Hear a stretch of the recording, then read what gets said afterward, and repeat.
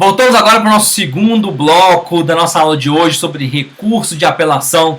Nós terminamos o bloco passado falando sobre o efeito suspensivo no recurso de apelação. Falamos que o artigo 1012 fala que, em regra, a apelação é recebida pelo efeito suspensivo. Falamos no parágrafo de primeiras hipóteses que nós não teremos efeito suspensivo, que a sentença já começa a produzir efeito após sua publicação. Por exemplo, a sentença que condena pagamento de alimentos, decreta a interdição da parte. O parágrafo 2º fala que, por conta disso, é necessário, é possível o pedido de cumprimento provisório. Parágrafo 3º fala quando e como que eu vou pedir o efeito suspensivo, para quem que eu vou pedir, se é para o tribunal ou se é para o relator. Parágrafo 4º apresenta os requisitos para formular esse pedido de efeito suspensivo. E nós terminamos falando que, olha, mesmo que a lei fala que é para pedir efeito suspensivo, nada impede você utilizar o parágrafo 3º e parágrafo 4º para retirar o efeito suspensivo também da apelação que tem em regra. Perfeito? Dando continuidade, passamos agora para o efeito devolutivo da apelação. O efeito translativo da apelação, como alguns gostam de trazer.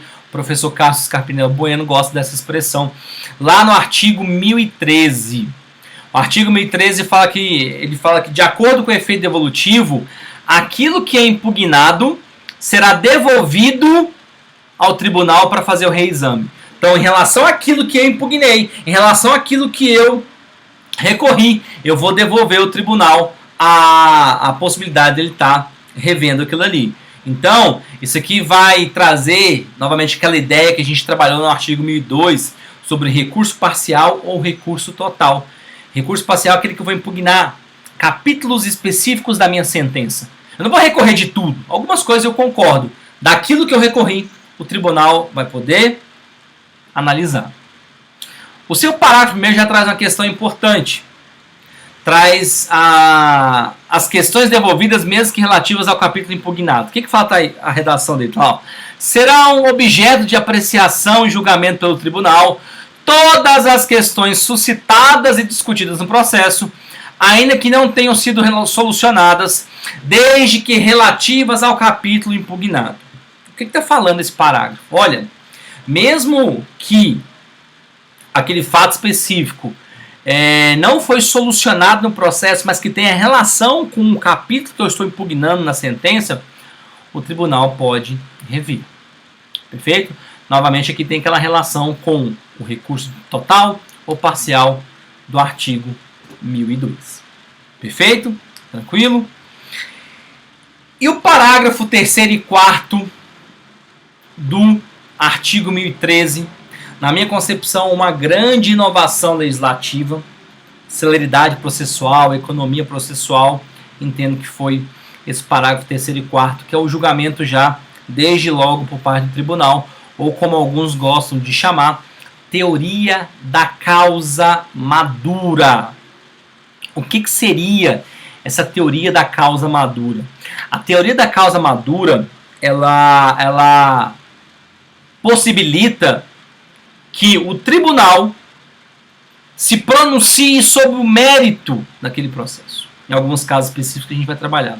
Ao invés do tribunal, por exemplo, decretar a nulidade do processo, da sentença, que não tenha sido devidamente fundamentada, fala, juiz, você não fundamentou direito, vou devolver para você fazer de novo. O que o tribunal pode fazer? Se ele olhar que a causa está madura, está pronta, ele já pode julgar. Então, o que fala, qual que é a ideia dessa teoria da causa madura? É que o desembargador pode, desde logo, superar o vício e proferir uma decisão de mérito. Ele supera aquele vício que tem na sentença e já profere decisão de mérito. Tem relação direta com o poder, dever de saneamento do processo inerente a todos os julgadores. Todos os julgadores têm o dever, poder de saneamento do processo, ou seja, corrigir vícios no processo.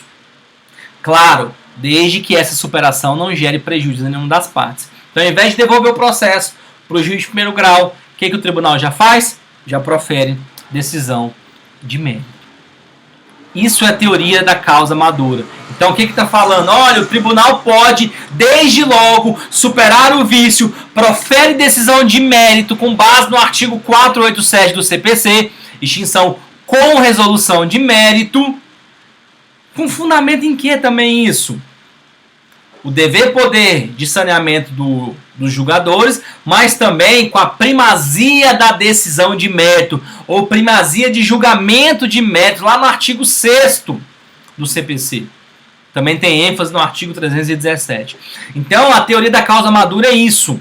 O juiz pode superar o vício, ao invés de devolver o processo para o primeiro grau para ele julgar, ele mesmo já julga. Em quais hipóteses? Vamos analisar hipótese por hipótese, conforme mais detalhado para a gente entender. Primeira hipótese, quando o tribunal reformar sentenças terminativas. Quando o tribunal reformar sentenças com base no artigo 485. Então tá lá, o juiz recebe, o desembargador recebe uma sentença terminativa. Ele percebe que pode sanear aquele vício, pode corrigir aquele vício. E o processo está maduro, todas as provas já foram produzidas. Então o que olha? Mesmo o juiz verificando uma causa de extinção sem resolução de mérito, já há uma maturidade fática, ou seja, já há uma maturidade de fatos, o autor já falou, o réu já falou, petição inicial, contestação, alegações orais ou memoriais, já há uma maturidade fática, já há um acervo probatório suficiente para dizer quem tem razão ou não, já houve efetivação do contraditório, as partes apresentaram todas as suas alegações, ou seja, a causa está madura, por isso tem esse nome, teoria da causa madura.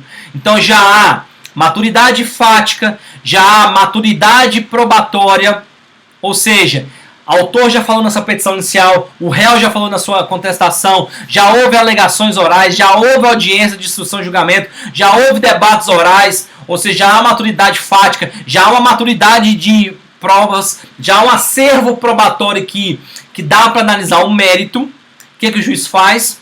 Reforma a sentença terminativa, supera a sentença terminativa e analisa o mérito.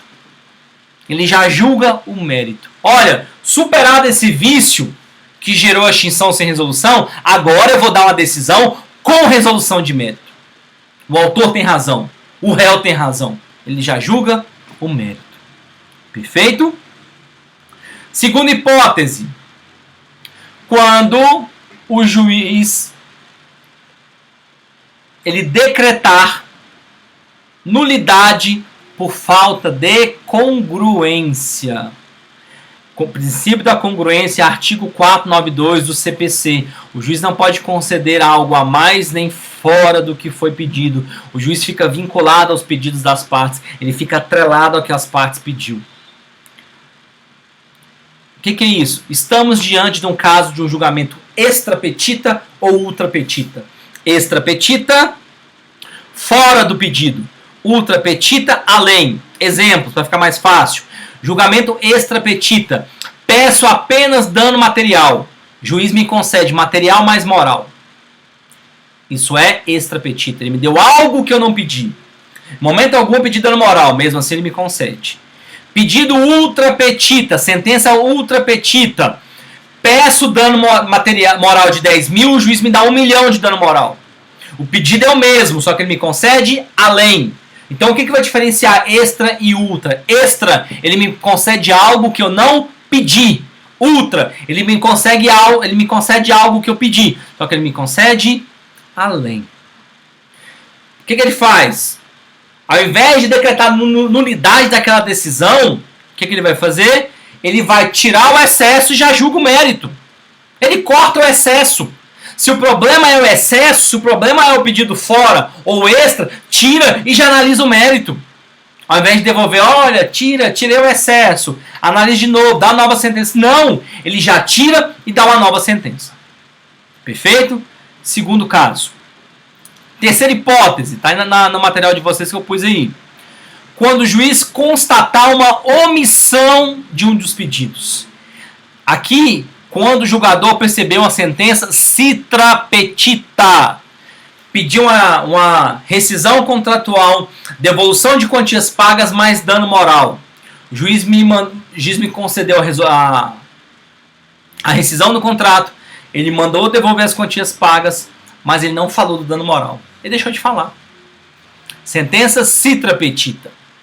Ao invés do tribunal falar assim, excelência, você esqueceu do dano moral, vou te devolver o processo para você me dar uma decisão sobre dano moral. Não, o tribunal já julga. A causa estando madura, ele já vai julgar. Tendo maturidade fática, maturidade probatória, ele já vai julgar desde logo. Ao invés de devolver para o juiz de primeiro grau, para falar, olha, juiz de primeiro grau, você esqueceu o dano moral, meu amigo. Vamos colocar o dano moral aqui. Não, negativo. Negativo. E o tribunal já julga. Percebes? Perfeito? Sentença citra petita. Quando decretar nulidade por falta de fundamentação. Fundamentação, artigo 489, parágrafo 1º. Artigo 93, 9 da Constituição Federal também fala do dever de fundamentação. Ao invés do juiz decretar a nulidade da sentença e mandar devolver, o que ele vai fazer? Ao invés de anular e mandar proferir outra sentença, tudo bem, olha, isso aqui não é a melhor sentença do mundo. Realmente, o juiz de primeiro grau podia ter motivado melhor, podia ter fundamentado melhor, mas deu para entender o que ele quis dizer. Então vamos fazer o seguinte, ao invés de eu devolver para uma nova sentença, eu já vou julgar desde logo o mérito. Pronto, para dizer está certo ou está errado. Claro, vou trazer uma fundamentação mais consistente, vou trazer uma fundamentação mais completa para evitar isso, mas por conta do dever geral de saneamento, o tribunal já faz isso. Ao invés de devolver para o primeiro grau proferir uma nova decisão, o tribunal, desde logo, dá uma nova decisão, analisando o mérito, trazendo a fundamentação adequada. Perfeito? Tranquilo? E a última hipótese, quando o tribunal reformar uma decisão, uma sentença, que declarou a ocorrência de prescrição ou decadência. O juiz de primeiro grau profere uma decisão, uma sentença, fala, olha, prescrição, extinção com resolução de mérito. Acabou. Só que quando chega na mão do tribunal, o tribunal percebe que não está prescrito, olha, existia alguma causa de interrupção de prescrição. O réu devedor, ele colocou de forma declarada que deve, interrompeu a prescrição por conta disso. E o juiz de primeiro grau não viu. O que o tribunal faz? De novo, ao invés de declarar assim, olha, não há prescrição, devolvo para o juiz de primeiro grau para que ele dê uma decisão. Se tivermos maturidade fática, se tivermos maturidade probatória, o juiz fala, olha, não, o tribunal fala, não houve prescrição e julga o mérito. Ao invés de ele devolver para o primeiro grau dar a decisão fora da prescrição, o que ele faz? Ele reconhece que não há a prescrição e, por consequência, já julga o mérito. Perfeito? O que a gente pode perceber com isso, pessoal? A teoria da causa madura, lá no parágrafo 3º e 4º do artigo 1013 do CPC, ele se baseia no dever geral de saneamento do juiz, ou seja, de sanear, corrigir os vícios. Tem fundamento com a primazia da decisão de mérito, que o juiz já vai proferir decisão de mérito, e tem relação também com a economia processual e celeridade processual. Ao invés de devolver para o juiz de primeiro grau para proferir nova decisão, em qualquer uma dessas hipóteses que eu falei para vocês, a gente colocou 5 situações, em qualquer uma dessas hipóteses, ao invés de devolver para proferir nova decisão, que essa decisão pode vir chegar de novo aqui para o tribunal, via recurso de apelação de novo, o próprio tribunal, a causa estando madura, tendo maturidade fática e probatória, perceba isso, frise isso na cabeça de vocês, tendo maturidade fática e probatória, tendo já os debates por parte das partes, petição inicial, contestação, debates orais em audiência ou memoriais, já houve manifestação completa das partes e um acervo probatório interessante, um acervo probatório para dizer efetivamente se o autor tem ou não razão, o tribunal já julga a causa. Por isso que a teoria da causa madura, estando madura a causa, o tribunal já vai julgar. Perfeito? Dando continuidade, nós temos a questão da tutela provisória e sentença. Esse parágrafo 5º desse artigo 1013, ele ficou totalmente fora de lugar. Lá fala, olha, o capítulo da sentença que confirma, concede ou revoga é impugnável na apelação. Não tem dúvida em relação a isso. Não tem dúvida. Porque o próprio artigo 1012, inciso 5, fala que a decisão que concede, reforma ou confirma não tem efeito suspensivo. Então é claro que pode ser impugnado por apelação. Tá bom? Esse aqui ficou um parágrafo meio perdido aqui em relação a esse artigo 1013. O artigo 1014, ele fala sobre as questões novas de fato. Vamos entender, isso aqui também é bem simples. A redação está assim, as questões de fato não propostas no juízo inferior poderão ser suscitadas na apelação, se a parte provar que deixou de fazer por motivo de força maior. Resumindo, fatos novos. Ok? Um fato novo, ele pode influenciar no julgamento da decisão. É claro que ele pode. E quem tem o ônus de provar esse fato novo? Quem alega. Então, se eu alego um fato novo, o que eu tenho que provar? Provo o fato em si. E além de provar o fato em si, eu tenho que provar que ele é um fato novo. O que seria um fato novo? Olha, um fato novo que aconteceu em um momento posterior, inclusive até depois da sentença. O fato não existia, ele aconteceu depois da sentença.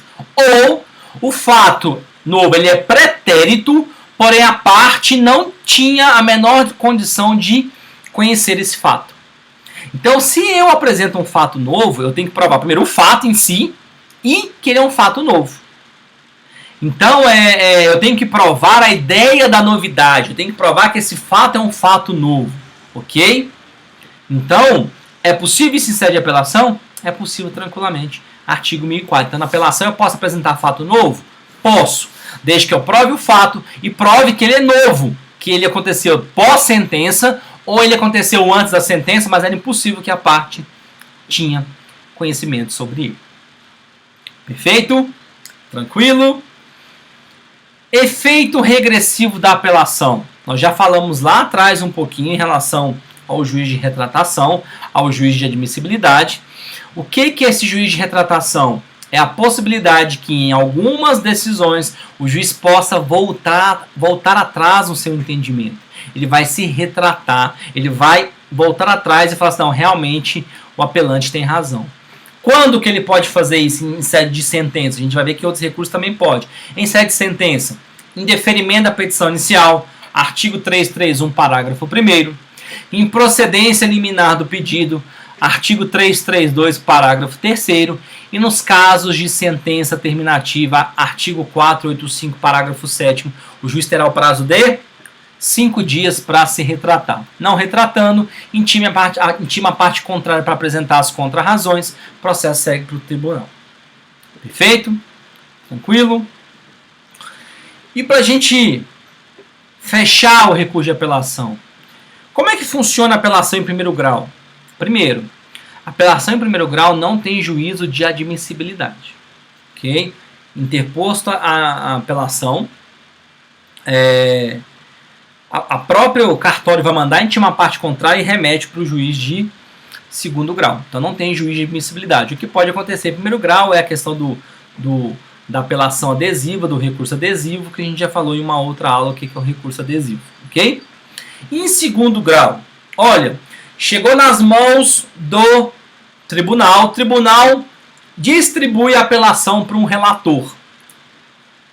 O CPC vigente extinguiu a figura do revisor, tá? Nós não temos revisor em apelação. O STJ fala que em alguns casos podemos ter ainda a figura do revisor em ação rescisória, mas enfim, em regra geral nós não temos a figura do revisor mais. O relator tem duas opções. Primeiro, ele pode proferir uma decisão monocrática se enquadrar no artigo 932, 3 a 5. Olha, o recurso contraria a súmula, o recurso contraria o entendimento firmado no IRDR, incidente de resolução de demandas repetitivas, a gente vai ter uma aula sobre isso. Ou não é o recurso que contraria, é a sentença que contraria, ele já pode decidir monocraticamente nas hipóteses inciso 3 a 5 do 932. Ou o que ele vai fazer? Se não for caso de decisão monocrática, ele elabora o seu voto para julgamento pelo órgão colegiado. Perfeito? Então, o relator tem essas duas opções. Ele tem essas duas opções para fazer. Ou ele decide monocraticamente, artigo 932, incisos 3 a 5, ou ele vai fazer o seu voto, deixa guardadinho lá, para o dia do julgamento, para marcar um julgamento pelo colegiado, onde ali eles proferirão um acórdão de julgamento. Para finalizar, eu fiz um organograma com essas etapas da apelação, tanto em primeiro grau quanto em segundo grau. Não sei se está muito legível para vocês, mas vamos entender aqui o que foi que eu quis trazer com isso. Eu coloquei lá, petição inicial, ADI são decisões interlocutórias. Essas decisões interlocutórias, algumas são agraváveis por instrumento, então tá lá, eu coloquei as duas primeiras lá, rol do artigo 1015 ou urgência. A gente vai trabalhar nos próximos encontros de recurso sobre agravo de instrumento, que hoje o STJ entende, se tiver urgência, cabe agravo de instrumento. Se não for o caso, tá bem que tá lá pontilhado, vai ser alegado em preliminar de apelação ou nas contrarrazões de apelação. Lembrando que se for em contrarrazões de apelação, tem que intimar o apelante para manifestar sobre isso, ok?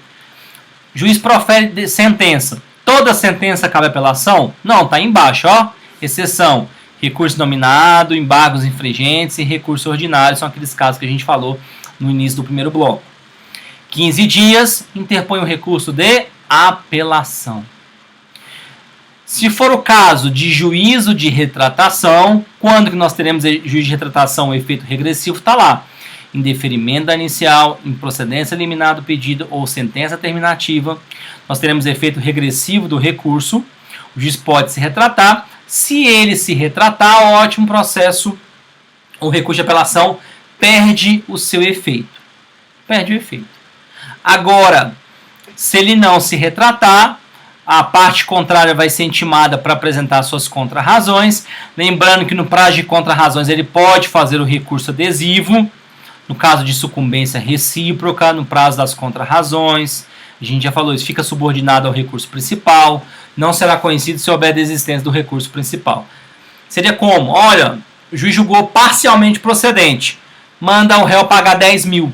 O réu fala, tá bom, 10 mil para mim tá suficiente. Não vou recorrer. Só que o autor apela, aí o réu fala assim, meu Deus, ele apelou, então a situação pode agravar, podia ter agravado.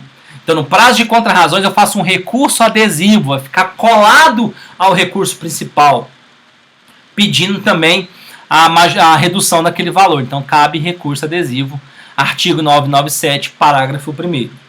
Se tiver recurso adesivo, contrarrazões ao recurso adesivo e remete ao tribunal sem juízo de admissibilidade. Nós falamos, quem faz isso é o Tribunal de Justiça ou o TRF.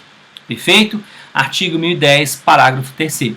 Ali embaixo eu coloquei, né, os requisitos, que é a regularidade formal, que é a peça de interposição depois de suas razões, a questão do efeito devolutivo e a teoria da causa madura, que a gente também já falou, a questão do efeito suspensivo à regra, as exceções, o pedido de efeito suspensivo e o pedido de cumprimento provisório. Isso em primeiro grau. Em segundo grau, também está aqui o material que eu pus para vocês. Chega no Tribunal de Justiça, distribui ao relator. O relator ele pode, se tiver algum vício, sanar esses vícios. Aonde está previsto isso? Artigo 932, parágrafo único, diz que o relator pode sanear. Olha, antes de considerar inadmissível o recurso, o relator vai dar um prazo de 5 dias ao recorrente para que seja corrigido o vício ou complementada a documentação exigível. Por exemplo, o recorrente esqueceu a procuração. Ao invés de falar que é inadmissível, prazo de 5 dias para isso. Perfeito? Tendo um vício, manda sanar, mas se não tiver um vício, faz o juízo de admissibilidade. Vai analisar os requisitos intrínsecos, o cabimento, a legitimidade, se há interesse em recorrer, se existe ou não algum fato impeditivo ou extintivo, por exemplo, desistência do recurso, renúncia do recurso, ok? Vai analisar os requisitos extrínsecos, a tempestividade do recurso, está dentro do prazo, se houve preparo, se houve irregularidade formal, que a gente falou, você tem a pede de interposição e suas razões. Se for negativo, está ali embaixo, o juiz nem conhece. O desembargador nem conhece, dá uma decisão monocrática, não conhecendo o recurso. Perfeito? E se for um juízo positivo, ele conhece do recurso. Lembra que nós falamos que ele tem duas possibilidades? Ou ele vai proferir decisão monocrática, artigo 1011, inciso 2, o que ele pode fazer? Negar provimento ao recurso. Quando o recurso contrariar súmula do STF, do STJ ou do Tribunal de Justiça, se contrariar acórdão firmado em julgamento de recurso repetitivo, ou contrariar entendimento firmado em incidente de resolução de demanda repetitiva ou incidente de assunção de competência, IRDR ou IAC, ele já vai negar provimento. Ou o próprio relator ele pode dar provimento ao recurso quando a decisão contrariar súmula do STF, STJ do TJ, acórdão firmado em julgamento repetitivo, de recurso repetitivo, ou entendimento firmado em incidente de resolução de demandas repetitivas ou incidente de assunção de competência. Lembrando que em ambos os casos, quando há uma decisão monocrática, cabe agravo interno. A gente vai falar em aulas mais à frente sobre o agravo interno, mas o agravo interno cabe justamente em face dessas decisões do artigo 1021, contra decisão proferida pelo relator, caberá o agravo interno. Para quê? Para o órgão colegiado. Então, o agravo interno é que aquela decisão monocrática seja analisado pelo órgão colegiado. Perfeito? Então, se for caso de decisão monocrática, ele já pode proferir quando ele admite o recurso, ele conhece do recurso, mas se enquadra no inciso 4 ou 5 do 932, ele vai negar ou dar provimento. Ou, se não conhece, não há um juízo positivo de admissibilidade, há um juízo negativo, ele também profere decisão monocrática, que pode ter agravo interno dessa decisão. Agora, se não for caso de decisão monocrática, ele elabora o seu voto no prazo de 30 dias para quê? Para marcar a sessão de julgamento. Vai marcar uma sessão de julgamento para isso. E uma questão importante: caso a parte tenha interesse, é possível a realização de sustentação oral. Ok? O artigo 937 traz lá as hipóteses que cabe sustentação oral, por exemplo, apelação, recurso ordinário, RESP, RE, embargo de divergência, ação rescisória, mandado de segurança, reclamação, agravo de instrumento contra alguns casos específicos, por exemplo, tutelas provisórias, cabe sustentação oral, ok? Vai trazer o 937, traz algumas hipóteses que cabe sustentação oral. E aí marca-se o julgamento colegiado. O que pode acontecer? Se o acórdão for unânime, por exemplo, 3-0, o acórdão foi 3-0, o máximo que a parte pode fazer é interpor um recurso especial para o STJ ou um extraordinário para o Supremo. Agora, se a decisão for não unânime, por exemplo, foi 2-1, o que vai acontecer de ofício? A técnica de ampliação de colegiado, isso é novidade no nosso código. Artigo 942, era o antigo embargo de divergência que nós tínhamos. Hoje não, olha, se o resultado da apelação for não unânime, não interessa em qual sentido, ok? A decisão for não unânime, for favorável ou contrário ao recurso, não faz diferença. O julgamento vai ter prosseguimento, uma sessão nova, com a presença de outros julgadores, ou seja, os 3 julgadores iniciais vão virar 5 julgadores, que serão convocados de acordo com o regimento interno, assegurados as partes, os interessados, se quiser, sustentar oralmente as suas razões perante os novos julgadores. Então aqui cabe, de novo, nova sustentação oral. Tá? Os 3 vão participar, coloca mais 2. Quem já participou, quem já votou, pode rever os seus votos, pode voltar atrás e rever os seus votos. Perfeito? E o parágrafo 3º desse artigo 942 também traz lá alguns casos de julgamento proferida em ação rescisória, que cabe a técnica de julgamento, agravo de instrumento. Tá? E o parágrafo 4º traz os casos que nós não teremos a técnica de ampliação de colegiado. Não se aplica em incidente de assunção de competências ou de resolução de demandas repetitivas, remessa necessária ou não unânime proferida pelo plenário ou pela corte especial. Aí desse novo julgado, desse novo acórdão, também cabe recurso especial e recurso extraordinário. Ok? Eu fiz esse fluxograma para tentar simplificar um pouco mais esse procedimento. É uma técnica de você ajudar no estudo, os chamados mapas mentais. Fiquem à vontade para estarem utilizando esses mapas mentais. Foi feito com base no que está previsto em lei. Perfeito? Quero encerrar aqui nossa aula, deixar o meu muito obrigado. Quero deixar todos os meus contatos, e-mail, Instagram e Facebook, para caso vocês tenham alguma dúvida.